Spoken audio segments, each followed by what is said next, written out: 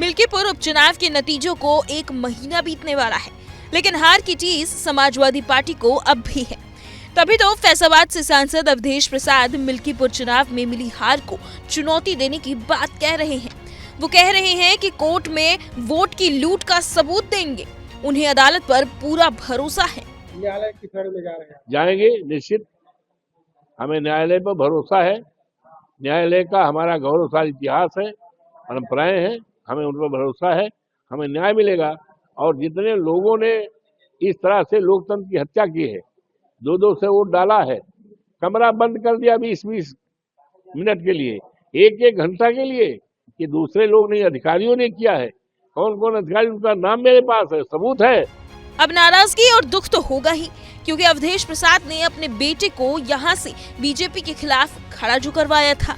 Are पार की लड़ाई में पूरी ताकत झोंक दी थी, फिर भी चुनावी बाजी हार गए। खैर, अब उन्होंने ठान लिया है कि जिन्होंने चुनाव में वोटों की धांधली की, उनके खिलाफ मुकदमा भी करेंगे। मुकदमा तो होगा, ये तो केस होगा। और दूसरा, जो अधिकारी इस तरह से इन्वॉल्व रहे हैं डकैती करने में, मतों का लूटपाट करने में, फर्जी वोट डालने में, इनके ऊपर फौजदारी का मुकदमा चलेगा, प्रोसिक्यूशन। सपा सांसद इतने भर से नहीं रुके।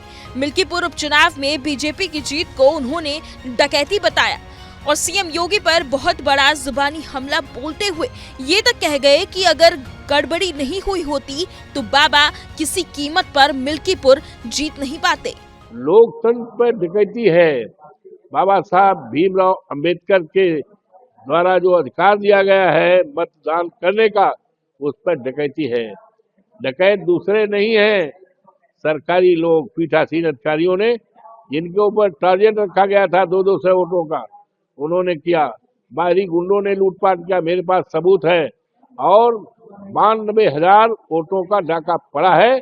और अगर इस तरह न हुआ होता तो भारतीय जनता पार्टी, दुनिया की कोई ताकत, बाबा नाक रगड़ डालते तो जमानत नहीं बचा सकती थी। अब सवाल ये उठता है कि अगर अखिलेश के नेता चुनावी मामले में अदालत का रुख करेंगे तो फैसला क्या होगा।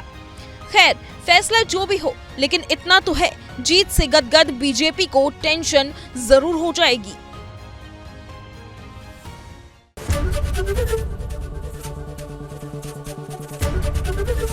एबीपी गंगा, खबर आपकी, जुबान आपकी।